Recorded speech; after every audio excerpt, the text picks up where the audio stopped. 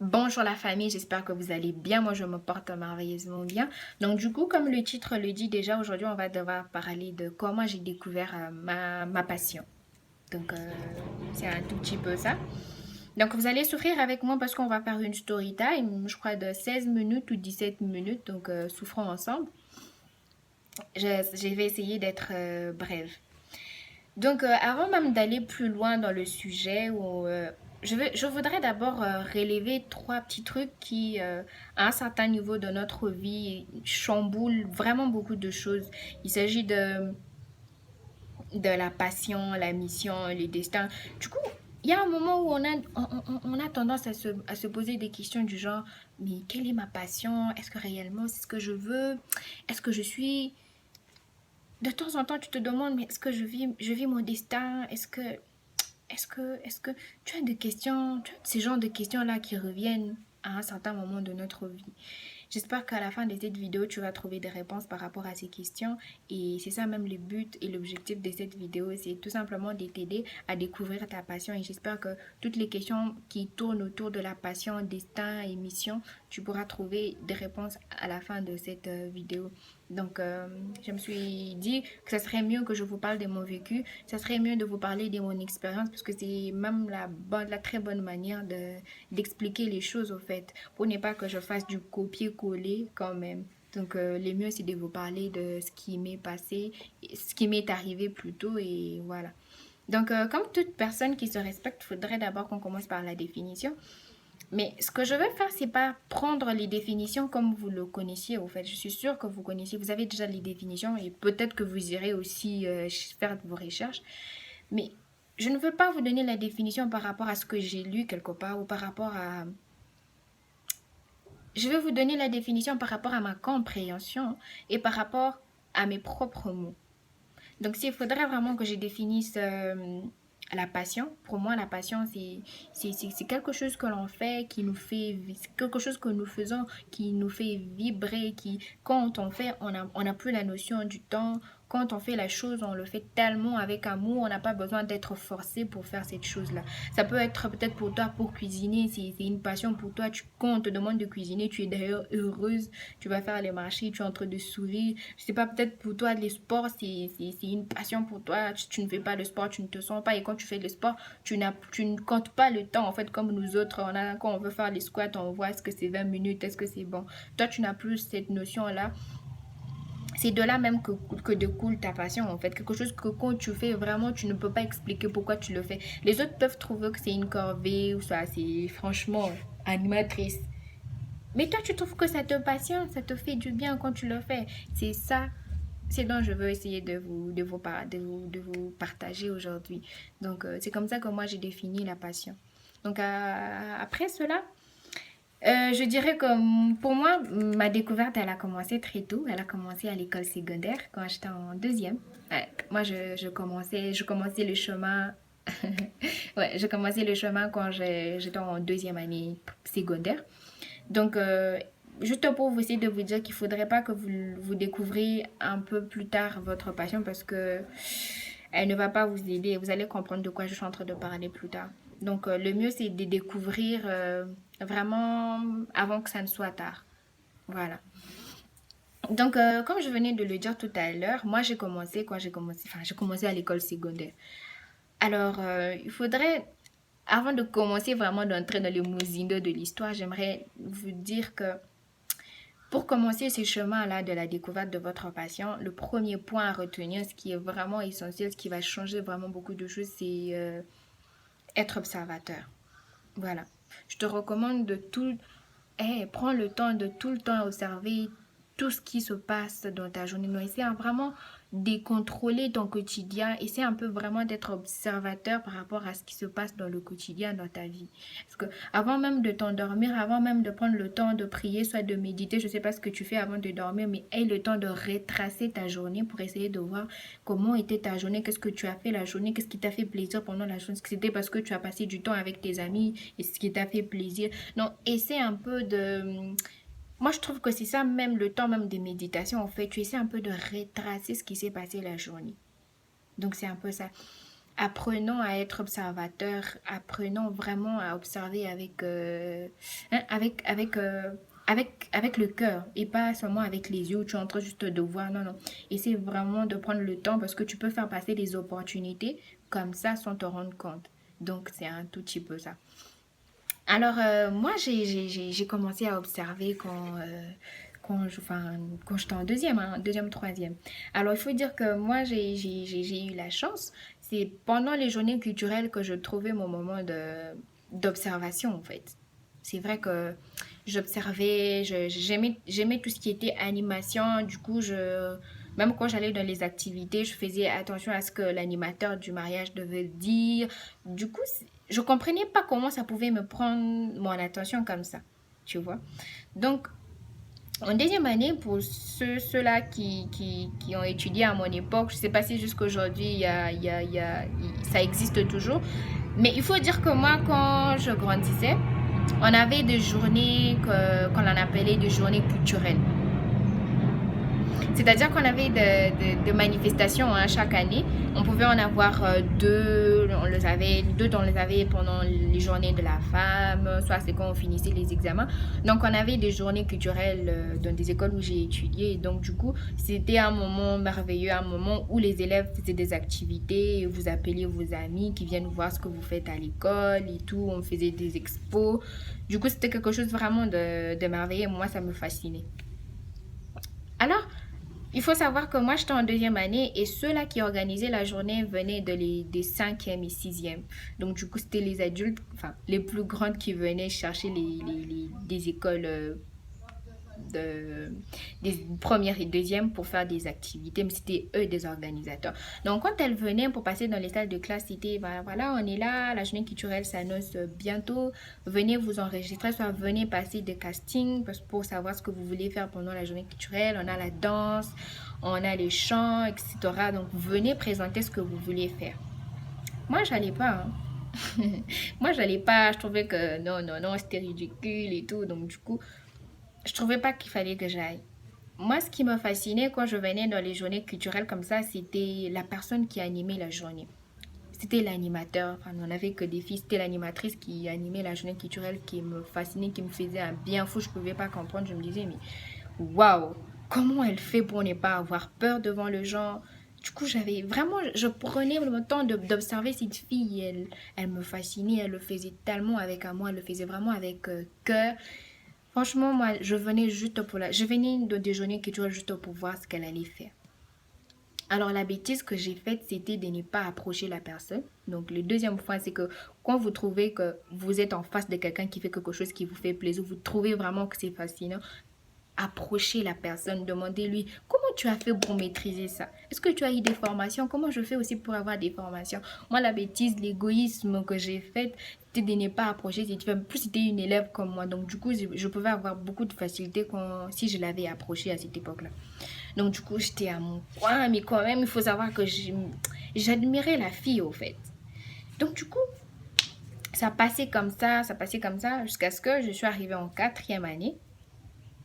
Quand j'arrive en quatrième année, ben, comme c'était vraiment ce que je voulais, je me disais un jour, il faudrait que moi aussi je présente des journées culturelles à l'école et tout.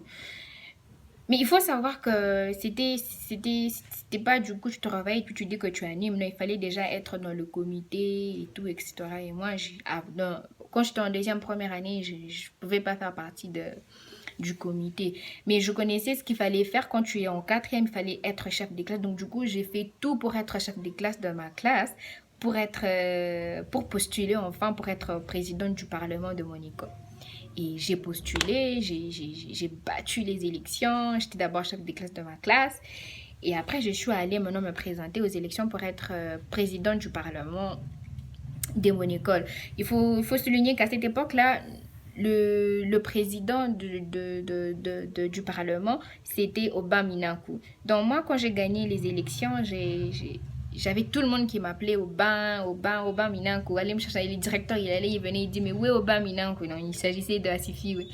Donc du coup, les gens avec lesquels j'ai étudié, ils vont peut-être le témoigner. Et donc, c'est arrivé comme ça. Après après ce moment-là, je pouvais maintenant participer à la table, la grande table du comité de l'organisation, tu vois. Et donc là, le jour arrive, on était à quelques mois avant l'activité, on me dit, mais on a besoin de la présidente du Parlement pour l'organisation. Et là, je me disais, mais oui, le rêve commence à prendre forme. Alors, j'ai participé à la réunion pour les préparatifs et c'était intéressant, etc. Et juste après, on s'est rendu compte qu'il n'y avait pas il n'y avait pas assez d'argent, il n'y avait pas de budget pour la personne qui devait animer l'activité. Donc du coup, ça devenait tout un problème. On se disait, mais on va trouver l'animateur où? On est arrivé à la fin et tout, comment on fait? Bon, mais il n'y a pas d'argent, comment on va faire et tout.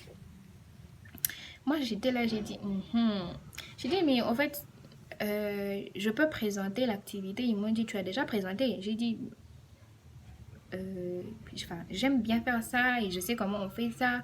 Donc du coup, oui, je pense que je peux le faire. Vous avez vu le courage que... Hein? Tu vois ce que je veux dire? Donc du coup, ils m'ont dit, ben ok. Mais assure-nous que tu vas bien le faire. J'ai dit, oui, je veux donner le max. J'ai pas peur de parler devant les gens, donc du coup, je pense que je vais le faire.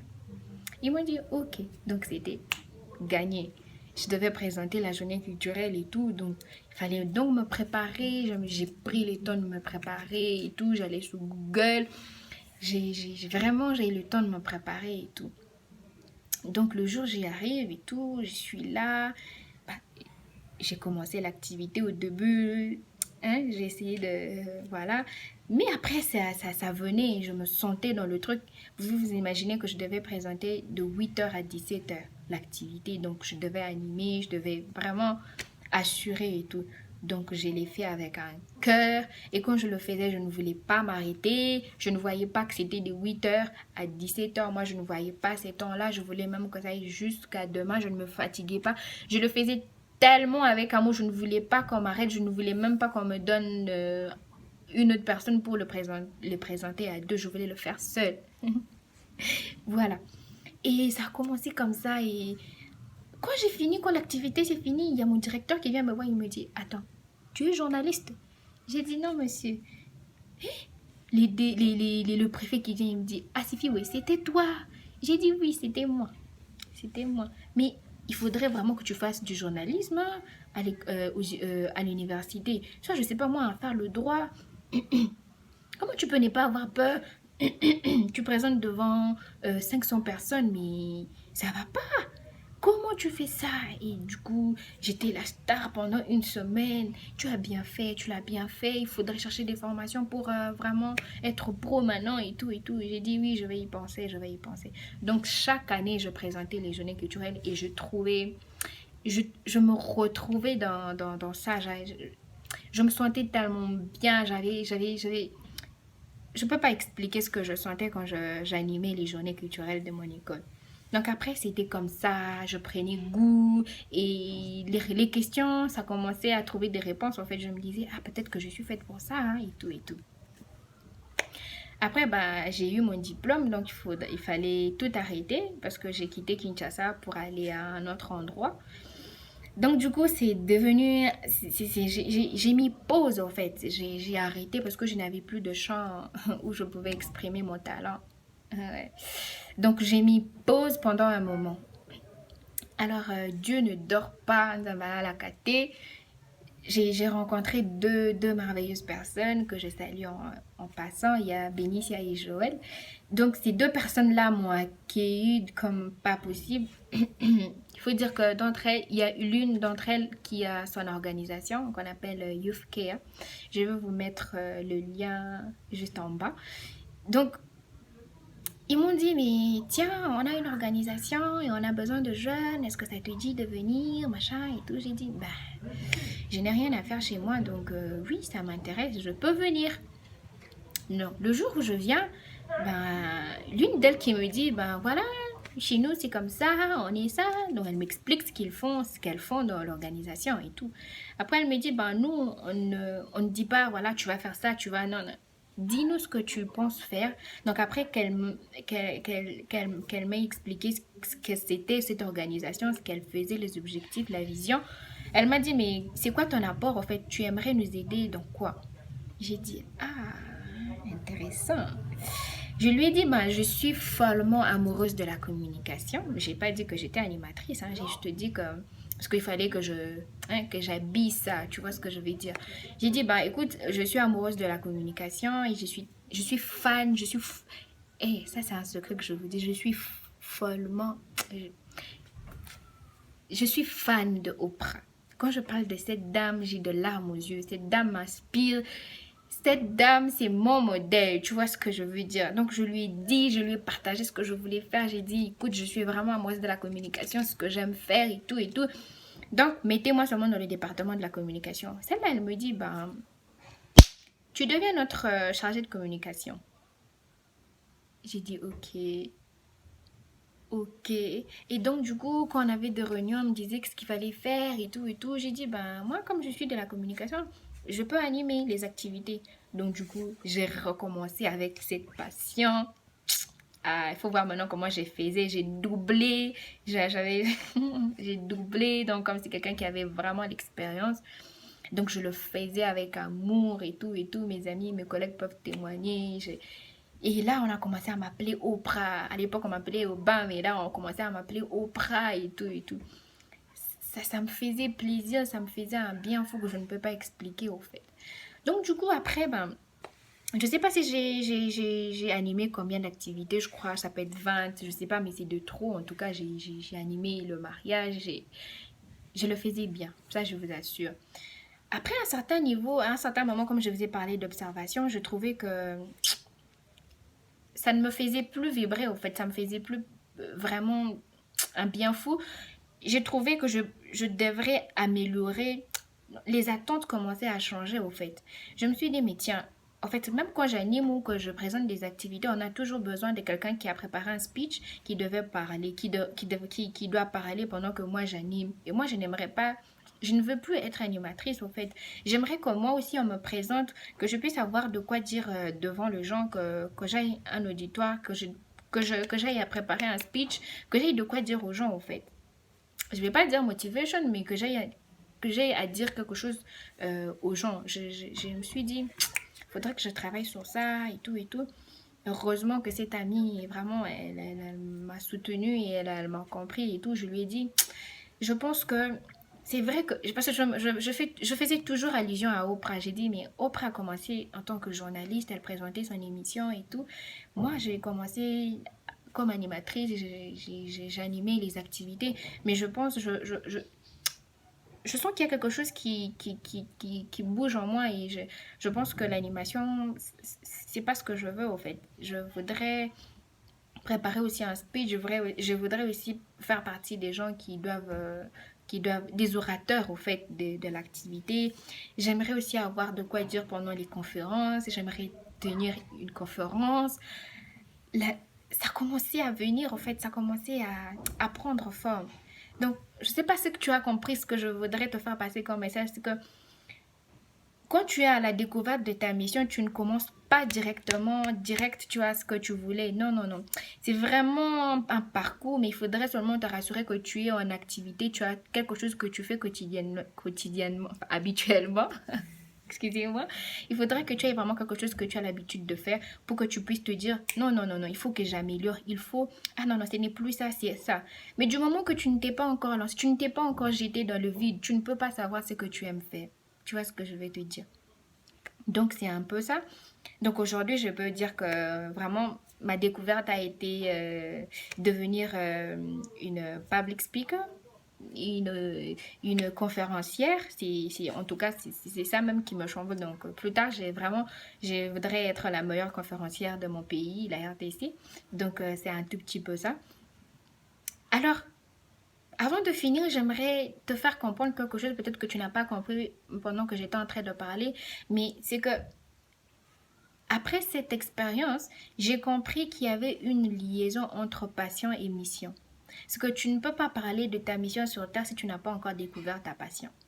Donc, travaille aujourd'hui sur ta passion et plus tard, tu peux trouver maintenant la mission. Alors, j'ai compris que quand tu as découvert ta mission, pardon, quand tu as découvert ta passion, Maintenant, il faudrait prendre cette passion-là, ne pas la garder pour toi-même. Le truc à faire, c'est de le partager, pas partager, mais de le mettre maintenant au service de la population, soit au service de l'univers, soit au service de ton pays, soit au service des personnes qui t'entourent.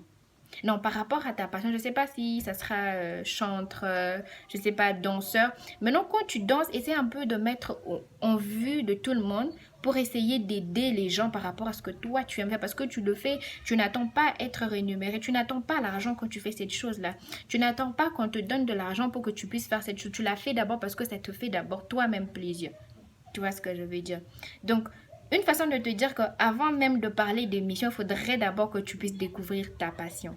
Donc, c'était un tout petit peu ça. J'ai parlé de 16 minutes, mais je suis allée jusqu'à 20 minutes. Je vous dis merci pour votre soutien. Et surtout, si vous avez une question de plus, n'hésitez pas à la poser. Et si vous avez des suggestions, n'hésitez pas non plus. Donc, c'était juste ça. Et merci beaucoup. Bonne soirée. À plus.